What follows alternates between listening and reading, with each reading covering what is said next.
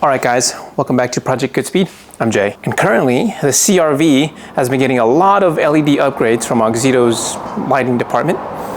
And today I think I'm gonna do a little work on the Civic. You see there's a little hatchback here, also has Oxito lights, but one thing it has is this little hatchback has aftermarket headlights. These are dynamic from eBay. I think that's the brand. There's nothing wrong with those, but these OEM ones that I have, which I picked up at the junkyard a while back, I haven't been able to install them, and I'll show you guys why. You see, these are the OEM ones, which come in the, I think this is off of a coupe, and they have some weight to them. They do, I think these are glass. These dynamic ones also might be glass. I don't know, but they also are pretty thick. They're not plastic exactly. That's plastic, that's not. Anyway, they are in pristine condition except for this one here. You see this? This is broken plastic, and unfortunately I broke it. You know, I had to carry these around in the junkyard, and I made the mistake of holding it from the wrong place at a certain point, and it just broke. Now, as you guys can kind of see, I did try to repair it with some hot glue. Unfortunately, when I lifted it up, it doesn't do anything. You know, like it's not strong enough to do the bond. Just the angle of it, right? It's a very tiny surface area, which is literally just, you know, the edge. And it's like a 90-degree bend, so it's gonna need to flex and move and things like that. So we're gonna go ahead and hopefully repair them using this Amazon plastic welding gun. I've had this Civic for over 10 years, and the plastics that I have broken off of this thing are innumerable. Today we're gonna hopefully try to weld this broken tab that, you know, just broke off at the junkyard. I'll be able to actually weld that back together and hopefully install these headlights. Now, as you guys can clearly see, there's a lot of stuff in this kit.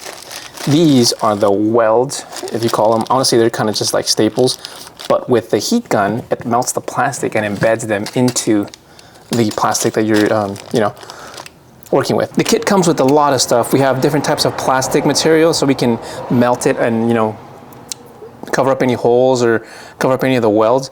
We also have this mesh, right? And that's for like if you have a broken part of the plastic missing, you can kind of just heat that mesh over the missing piece and then just use the rods to kind of just melt in extra plastic to cover up any of the holes. But we won't be using that today. Today we only need to join two pieces together, which we still have, right? This piece came off of the headlight, and we just need to join it back together. So we will be using the staples here, and they have different shapes for what we need to use it for. I just gotta find the right one. Now, the other thing we need to look out for is the type of plastic. There's different like acronyms here that I don't know.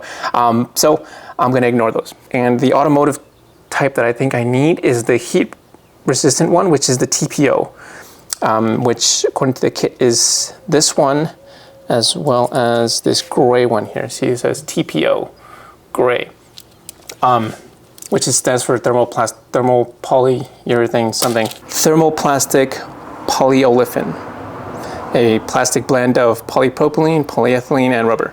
And common uses are bumpers, fender flares, interior trim, and floor mats. That's interesting. Anyway, we just need to find the right piece, attach it to the gun, melt the two pieces together to give it that structural rigidity. Now, I'll show you guys here a few shots of the little staples. Some of them look pretty much identical. The only difference is that the metal is a little thicker.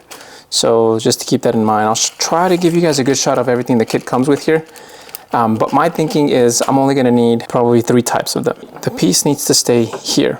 So I need to put structural support on the back, which is where the wedges come in. I'm gonna try to get them in the back. Then I also wanna add some rigidity to the face of it, right? Because that's also where, you know, it's gonna be holding some stress. So I wanna put some here and here. And on the left side here, you guys can see I have more to work with, whereas the right is kind of at an angle. So I'm gonna have to make that work a little bit. So this piece will go here. And then I'm gonna take one of the small squiggly lines and actually bend it a little bit to give it that angle so it can actually fit right there. The other thing I wanna do is I got a little fan here. So I'm actually gonna place this so I don't breathe in the fumes. And we're gonna get started. Oh no, I forgot to press record. Shoot. So it actually melts pretty quickly. If this is the bent one,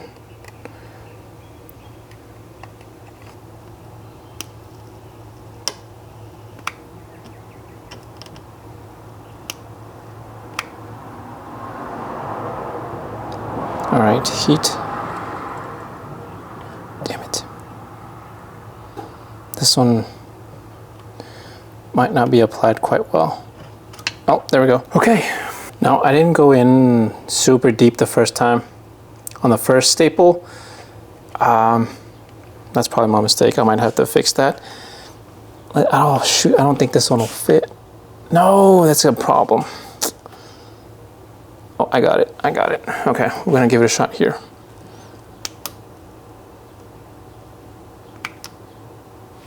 All right, so it's in.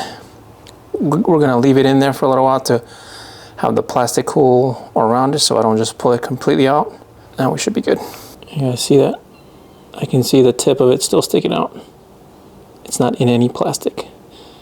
The edges of it though are in, just the middle is not deep enough. Yeah, looks like I encountered a problem I knew would happen, right? Just the gun is not able to fit in certain places, right? There's not really much else I can do. This gun won't get on the backside here just because of the angle, right? It won't fit. I cannot make it get into the plastic without breaking it off. And I could barely get it on the first side. So I'm gonna just put another one right next to the original one and just get it in deeper. Hopefully that does something. And that's in. So now, I'll probably put a little more on the front here also. Eventually, I'm gonna have to find some time to, you know, do a repair like this to my dashboard. You see, dashboards are very hard to find, even harder to find intact. And the closest one I was able to get for my little hatchback rebuild has some broken pieces underneath the dash. So unfortunately, the gun doesn't fit underneath it to weld it where I need it to weld, which is a huge problem because I probably should have done it before I installed the dash. It was going to be a huge hassle to take the dash out, repair it, and then this is a simple 2-5 minute repair. You know, the pieces under the dash that are broken, right, are the part where the kick panel goes. I don't have any of the resting pieces underneath. And actually, now that I remember, I think the screw-in pieces up top are also broken, so I need to fix that as well. So that's why the whole kick panel has not been installed. And then on the right side, the passenger side, we have a little piece of the glove box that's missing. So only one of the little stoppers is actually holding the glove box from falling completely down. So that will need to be addressed. Nevertheless, we will get to it in due time. We're gonna trim off the excess little legs. I'll probably end up fixing that dashboard on my own time though. There's no need to do 2 videos of this, and that's gonna be a really long hourly process just to take the dash out and fix this. Like I said, this little gun is pretty good. I mean, it comes in handy. You know, 5 minutes and we're done. The next thing I'm gonna do is I'm gonna use this little spatula thing, which I think is meant to smooth over the parts that, you know, kind of got lifted off. So that's what I'm gonna do. I'm gonna go ahead and, instead of sanding that plastic off, I'm gonna go ahead and just melt it right back into the spots, smooth it out, and hopefully that also helps with the, you know, stability of it. You guys can see all of the messy ridges. I'm gonna go ahead and try to smooth those out. That's a little bit of smoothing out. Not my best work, to be honest, but it doesn't need to be perfect. You know, as long as it's rigid and holds. Look, I actually added 2 welds on each side, on the edges here, just to make sure that it didn't actually, you know, flex too much. And look at that. I mean, I can actually hold it. Pretty interesting. Plastic welding, who knew? Now, this should be ready to go. I'm gonna go ahead and actually install these right now, actually. And of course, the bumper zip tie has to come off. Why wouldn't it? Come on. Okay, so I think that's enough to loosen these 2 bolts here. And now I can finally install the OEM housing. So it should just be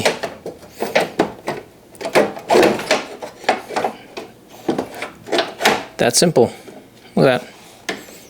Let me go ahead and just tighten these down. And of course, typical Project GoodSpeed fashion, we have another problem.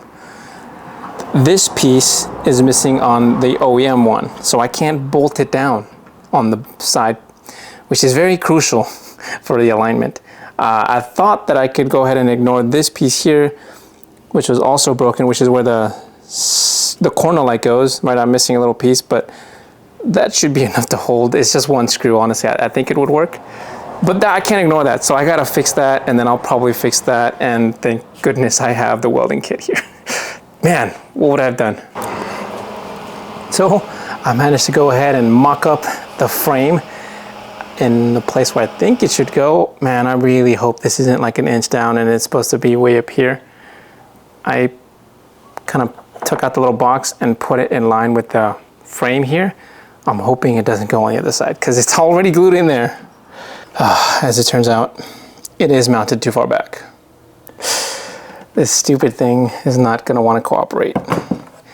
So it turns out it has to be starting to, mount right here, not here.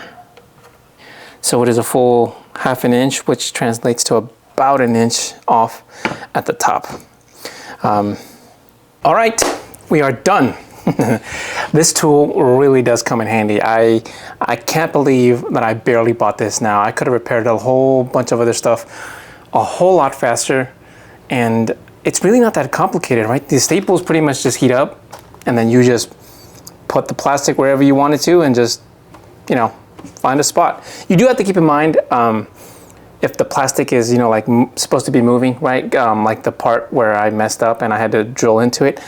You want to make sure you get that aligned properly and you put the right amount of staples in the right location to account for the twist. I noticed when I put it back on there, I think I probably put it in there a little too early. It might have needed a little bit more time to set because it's kind of a little loose, but I don't think it'll be a huge problem, especially because I can't really do anything about that now anyway. I messed it up by misaligning it to begin with. So keep that in mind if you do it on your own. Make sure you get the alignment just right. Other than that, the only other thing you got to keep in mind is the type of plastic you're working with. Now, this kit comes with different color plastic, but I assume that this is all the same kind, just because I looked on the Amazon listing and it looks to be all TPO in here. So I have a whole lot of extra plastic material to use if I ever need to weld anything, which, like I said, I need to remove my dashboard to fix that. That's gonna be a huge problem. We're not gonna worry about that. I'm probably gonna do that off screen. So we're gonna wrap it up here. That plastic welding kit, I'll link it in the description down below if you guys are interested. But that kit comes in handy. I gotta admit, it is definitely worth a buy. And will come in handy in the future. Like I said, dashboard will need to come out in order for me to fix that issue that I have. And we're gonna go ahead and wrap it up here. So until next time, guys, take care and Goodspeed.